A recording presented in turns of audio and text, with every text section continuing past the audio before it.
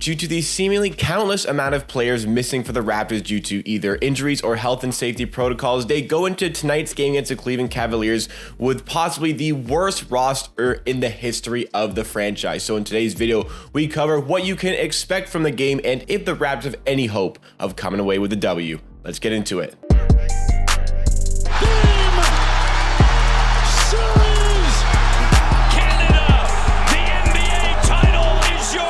Welcome NBA and Raptors fans, this is Amateur Hour Sports, the channel where you get NBA content with a focus on the Toronto Raptors at least 4 times a week. So if it is your first time here with me today and you like what you see, you want more of myself talking about the NBA and the Raptors and videos and content just like this, then make sure you are subscribed to the channel. You can help us on our road to 8,000 subscribers and you can help us close out 2021 with a bang. But let's get into our topic for today's video. So let's look and break down the roster that the Raptors are going to be using for tonight's game against the Cleveland Cavaliers. Yes, there has been some postponements around the league for games, but the Raptors are not going to profit from that in today's game because, oh boy, it is not a good looking roster. And apparently I've seen some reports that suggest that the Raptors need to have 5 regular roster players and at least 8 total players in order to be eligible to play in an NBA game. But apparently this is just not true. You just need 8 players to play, whether that's all replacement players, that's fine. The NBA needs to have their games, and the NBA needs to have this game where the Raptors, their roster, oh boy, this is what the roster is going to look like. It is going to be Delano Banton,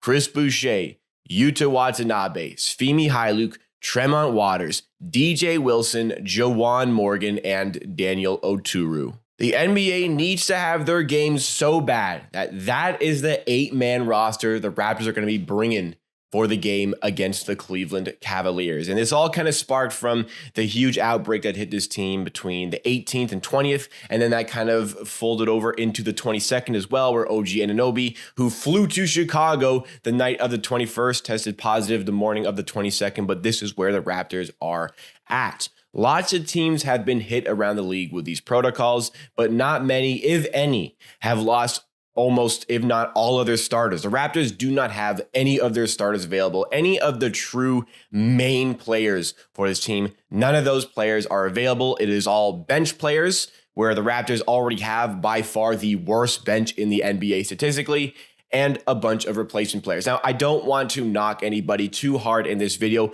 It is what it is. These guys that are going to go out there tonight against the Cleveland Cavaliers, they are not equipped to succeed. They are being thrown into a situation where they are probably almost 100% going to fail in this situation. It is what it is. No, I don't want to knock these players too hard because they're just being themselves here. It's an opportunity for them to get some play time in the NBA for a lot of these replacement players, but they're all professionals at the end of the day. Please understand that. But the reality is the Raptors, the worst bench in the league with a bunch of replacement players. This team is in big trouble tonight. And the reason for this trouble, let's go through the players who are going to be missing tonight's game for health and safety protocols, starting with Malachi Flynn. You've got Gary Trent Jr., Fred VanVleet, Precious Achiuwa, OG Anunoby, Pascal Siakam, and that is just the players out for health and safety protocols. If you want to go through the list of players who are out for other reasons, well, you can start with Justin Champagnie, who is out through an illness, which apparently is not COVID. Then you go to Goran Dragic, who's out for personal reasons. David Johnson remains out with a calf injury, and then Khem Birch also missing from this one. He is a game time decision, but it is unlikely that Khem Birch is going to overexert himself as a game time decision when, and again, this team is really being thrown out there to fail. The NBA decided this reality is better than putting off the season for a couple of weeks. And the Raptors, I think, are in either the worst or one of the worst spots in the NBA as it comes to the personnel available for this game. The Toronto Raptors bench averages about 24 points per game. The next lowest points per game from a bench comes from the Chicago Bulls with about 27 points per game. So yeah, looking at this roster, I mean, what is the starting lineup of this team going to be? You've got probably going to go with Delano Banton and Sfimi Hailuk as your guards. You're going to go with Yuta Watanabe as your small forward. I guess you're going to put Chris Boucher in at the 5. My suspicion is Juwan Morgan is going to start at either the 3 or the 4 to round off the forwards. I mean, if you want to go with Daniel Oturu from the start, but he just signed, I feel like Juwan Morgan is going to be the one to start.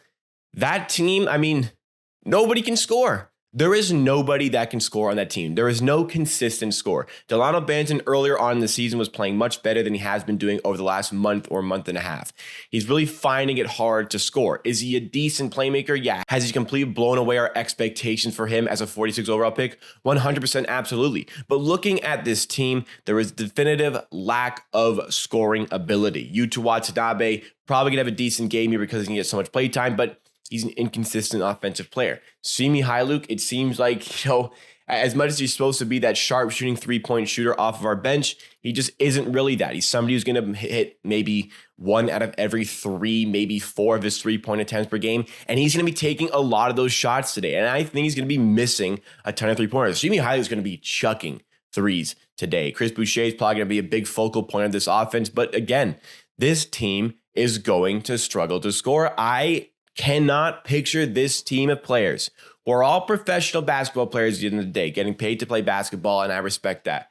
I cannot see this team even coming close to 100 points. And I know that the Cleveland Cavaliers, they have their fair share of players missing through health and safety protocols. But there are players like Garland, who has an outside chance of being an all-star this season. They've still got Lauri Markkanen. They still got Ricky Rubio. They still have some players who would be in that starting lineup on a normal night for their team. So looking at them, they come into this game as minus 8.5 point favorites. If you don't know what that means, the Cleveland Cavaliers are expected to win by 8.5 points in this one. So I believe that's a little bit generous. I mean, I think that's generous to the Raptors. The Raptors are playing with a bunch of guys who just have not practiced with the team yet. Daniel Oturu signed, was it yesterday or the day before that? There's no cohesion. There's no chemistry at all within this roster. It's basically going to be a pickup game for the Raptors. 4 of their main players, none of which would ever start a game for this team unless there are a ton of injuries, like when Chris Boucher does start, and he has been starting for the team. None of these guys are starters for the team. None of these are the main core players of the Raptors team, playing with 4 replacement players. And it's just sad that this is the game that we are going to have to watch with the Raptors. And it kind of made me curious about what is the biggest loss in the history of the Toronto Raptors. And I was enlightened to the fact that the Raptors in the 95-96 season, the inaugural season of the franchise, they lost 125-79 to the New York Knicks. That is a deficit, a margin of loss of 46 points. So the Raptors, are they within a possibility of threatening this record today? Are they within a reach of threatening this record? I believe no. I just don't think the Cleveland Cavaliers have enough to completely, utterly dismantle the team like that. But I really struggle to see the Raptors getting, I mean, in my head right now, how is this team going to get 80, 90 points, let alone 100? How is this team going to get that many points? It's going to be such a difficult game to predict.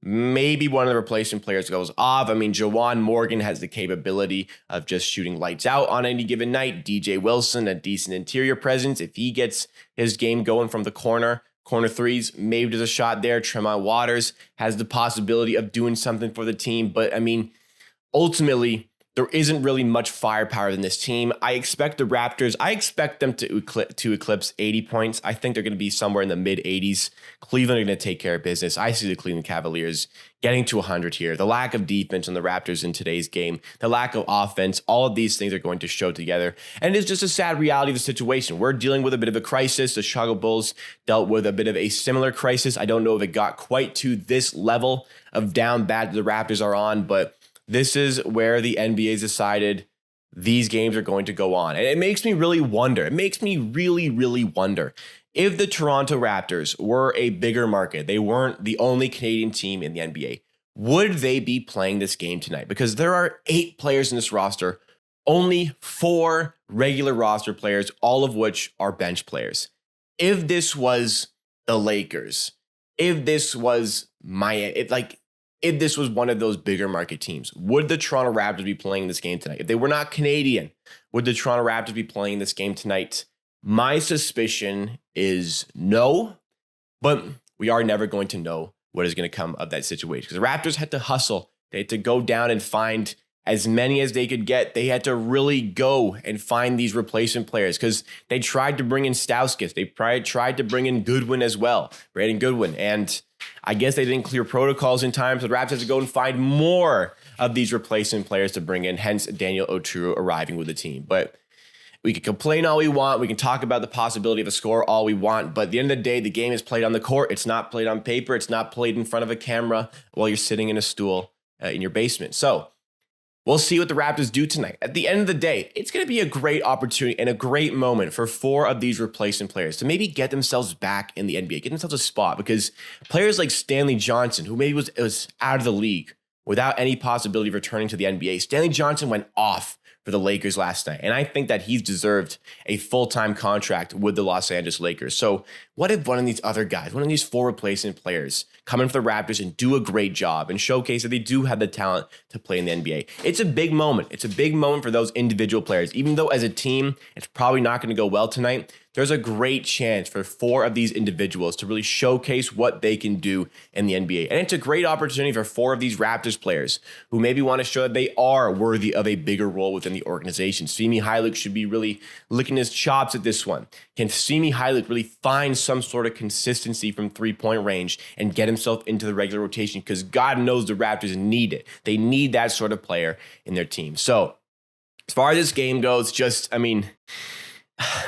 maybe consider not watching the whole thing. Just check it out to see what is going on in this game. But hey, if you're a diehard Raptors fan, watch your team. At the end of the day, I'm going to cheer for any guy who's wearing that Raptors uniform. I'm going to support any guy who is wearing that Raptors uniform, even if I hadn't heard of them a week ago. So I wish them all the best.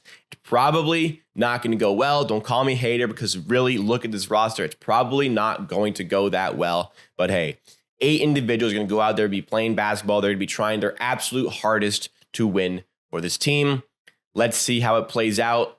Crazier things have happened. So how do you think the Raptors game is going to go tonight? Let's see some score predictions for the Raptors versus Cavaliers in the comments down below, because that is it for me for today. Thanks so much for watching this video, guys. Please, if you did enjoy, give a like on the video. It goes a long way to supporting the channel. Helps let other viewers know that this is a channel and video worth watching. And if it is your first time here today and you like the video, you want to see more videos just like this, we talk about the Raptors 4 times a week on this channel, so make sure you are subscribed as well. Help us get to 8,000 subscribers, and I'll see you again next time for another video.